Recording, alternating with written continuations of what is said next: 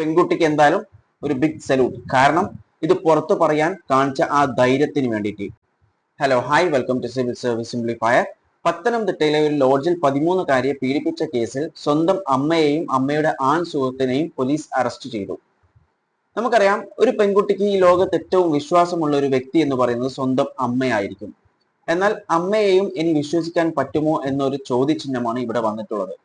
പക്ഷെങ്കിൽ ഈ ഒരു സ്ത്രീയെ അമ്മ എന്ന് വിളിക്കാൻ പറ്റുമോ? ഒരു കാരണവശാലും പറ്റില്ല. ഈ പ്രതി എന്ന് പറയുന്ന റാണി സ്വദേശി ഓൾറെഡി ഒരു കൊലപാതക കേസിലെ പ്രതിയാണ്. അതിന്റെ ശിക്ഷ അനുഭവിച്ചു കൊണ്ടിരിക്കുന്ന സമയത്താണ് ഈ സ്ത്രീയുടെ സഹോദരനുമായി ജയിലിൽ വെച്ച് പരിചയപ്പെടുന്നത്.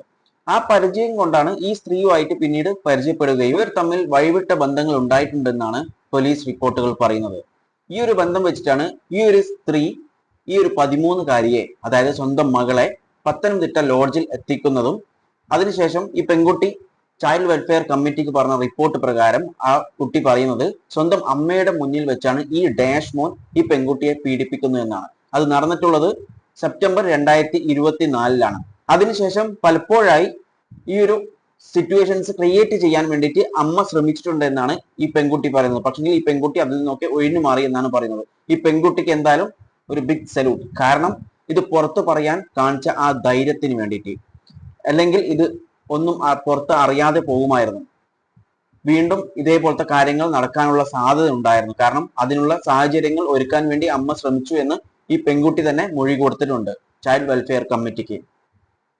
ഇവിടെ നമ്മൾ മനസ്സിലാക്കേണ്ട ഒരു കാര്യം എന്ന് പറയുന്നത്, ഒരു പാർട്ട്ണർ നമ്മളുടെ ജീവിതത്തിലേക്ക് വരുമ്പോൾ ആ പാർട്ട്ണറിന്റെ, അതായത് ഒരു പുരുഷൻ ഒരു സ്ത്രീയുടെ ലൈഫിലേക്ക് വരുമ്പോൾ ആ പുരുഷന്റെ മോട്ടീവ് എന്താണെന്ന് നോക്കണം.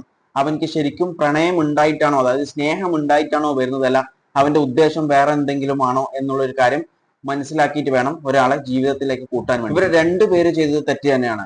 ഒരു പക്ഷെ ആ പുരുഷൻ, ആ വ്യക്തി ചെയ്തതിനേക്കാളും വലിയ തെറ്റാണ് ഈ അമ്മ എന്ന് പറയുന്ന സ്ത്രീ ചെയ്തിട്ടുള്ളത്. കാരണം സ്വന്തം മകളെയാണ് കൺമുന്നിൽ വെച്ച് പീഡിപ്പിക്കാൻ സാഹചര്യം ഒരുക്കി കൊടുത്തിട്ടുള്ളത്. അതുകൊണ്ട് തന്നെ രണ്ടുപേരും പ്രതികൾ തന്നെയാണ്, ഈ അമ്മയും അതേപോലെ തന്നെ അവനും. ഈ രണ്ടുപേർക്കും പരമാവധി ശിക്ഷയായിട്ടുള്ള വധശിക്ഷ തന്നെ നൽകണം. അതായത് അല്ലാതെ ഒരു 5 കൊല്ലമോ 10 കൊല്ലമോ ജയിലിലിട്ട് അവർക്ക് മാനസാന്തരം വന്നു എന്ന് പറഞ്ഞിട്ട് അവരെ വിടുന്ന ഒരു സാഹചര്യം വരാൻ പാടില്ല. കാരണം ആ 13-കാരിക്ക് ജസ്റ്റിസ് കിട്ടിയേ പറ്റൂ. അതിന് പരമാവധി ശിക്ഷയായിട്ടുള്ള മിനിമം വധശിക്ഷ തന്നെ കൊടുക്കണം. വധശിക്ഷന്റെ മുകളിൽ വേറെ ശിക്ഷ ഇല്ല എന്നറിയാം, പക്ഷെങ്കിൽ മിനിമം വധശിക്ഷ തന്നെ അവർക്ക് നൽകേണ്ടതാണ്. എന്താ വധശിക്ഷ നൽകണ്ടേ? നിങ്ങളുടെ അഭിപ്രായങ്ങൾ കോമെന്റ് ചെയ്യുക. വീഡിയോ ഇഷ്ടപ്പെട്ടിട്ടുണ്ടെങ്കിൽ ലൈക്ക് ചെയ്യുക. And thanks for watching me and stay tuned for another video. Okay, thank you.